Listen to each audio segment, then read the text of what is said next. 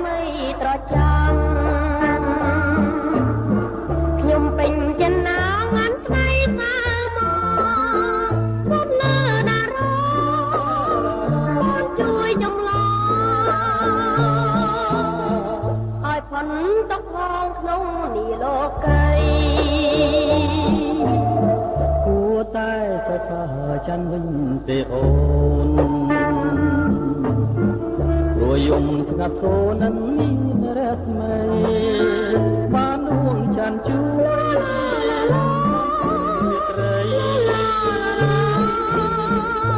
ខ្ញុំផែនដីរស្មីចេញចែង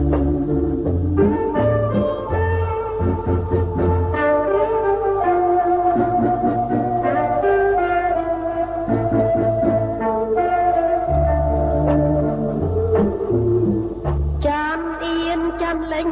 បានអីលើហើយអូ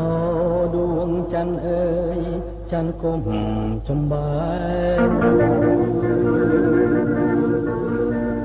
គុំលិចចោលខ្ញុំ